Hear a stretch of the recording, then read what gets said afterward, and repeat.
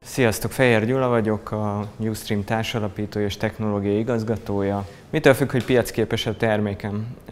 Startup témában az egyik legtöbbet hallott kifejezés az úgynevezett Product Market Fit, ami egyszerűen lefordítható, ugyanakkor egy nehezen megragadható valami. És meggyőződésem, hogy legtöbb startup ott vérzik el, hogy nem sikerül megfejtenie, hogy számára mit jelent ez a Product Market Fit, és nem jön létre egy olyan termék, ami hosszú távon biztosítaná a növekedését. A Product Market Fit alatt én azt értem, hogy a startup képes létrehozni egy olyan terméket, amit megfelelő nagyságú piacon, megfelelő mennyiségű felhasználó elég értékesnek vél azért, hogy valamilyen ellenszolgáltatást adjon érte.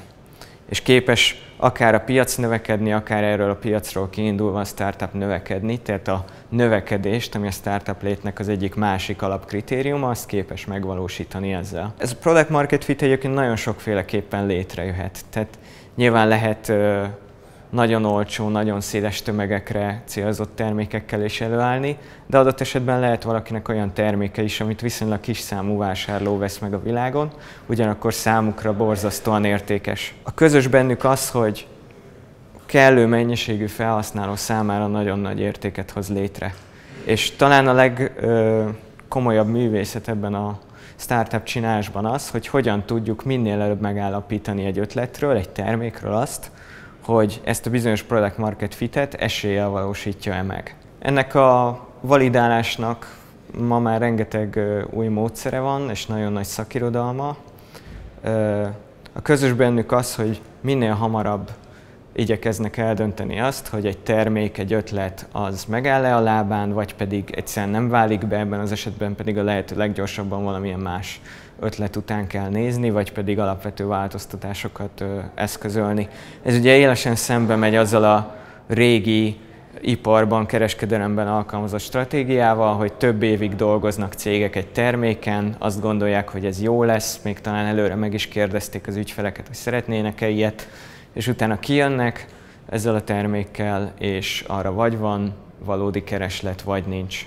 Tehát az egész Lean Startup mozgalom arról szól, hogy hogyan lehet minél kevesebb valóban beleölt munkával a lehető legtöbb információt szerezni arról, hogy ez a termék, ez az ötlet valóban érdekli a felhasználókat annyira, hogy akár áldozni is hajlandóak legyenek rá. Amikor az ötleteteket igyekeztek validálni Product Market Fit szempontjából, akkor mindenképp azt javaslom, hogy készítsetek valami nagyon egyszerű megvalósítást, nem is feltétlenül kell valóban lefejleszteni, elég, hogyha úgy néz ki, mintha működne.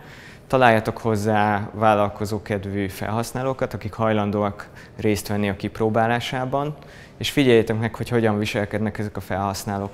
Nyilván érdemes őket előre is megkérdezni, ugyanakkor azzal legyetek tisztában, hogy felhasználók előre nagyon sokszor nem fognak megfogalmazni olyan dolgokra igényt, amiknek esetleg később nagyon örülnek. Tehát valamennyire el kell találni az egyensúlyát annak, hogy mennyire hallgattok a felhasználókra, illetve mennyire hallgattok arra, hogyan használják a terméket. Egyébként az utóbbi az szinte mindig jobb indikációja annak, hogy számukra valójában mennyire értékes. Tehát, hogy mondjuk egy felhasználó, amikor interjúztok vele, azt mondja, hogy ez a termék számára nagyon értékes, de a használati adatai azt mutatják, hogy nem nagyon használja a terméket.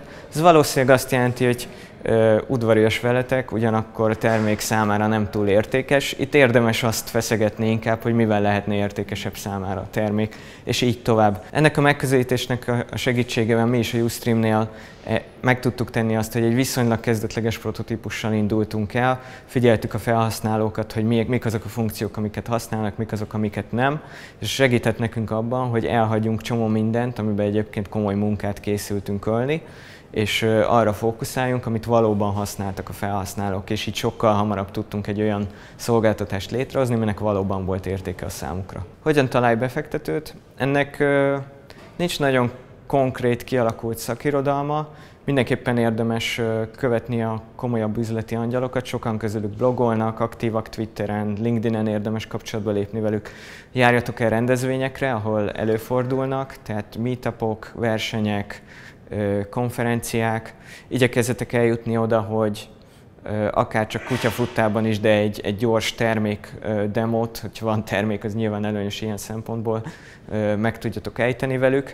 Illetve, hogyha van egy csapat, amire büszkék vagytok, és úgy gondoljátok, hogy ettől értékesebb lesz egy befektető szemében, akkor a komolyabb érdeklődőkkel érdemes szervezni akár egy közös találkozót is, ahol kicsit megismerhetik a csapatot, a hátterüket, erősödhet a bizalmuk abban, hogy ez a csapat ezt az ötletet képes sikerre vinni.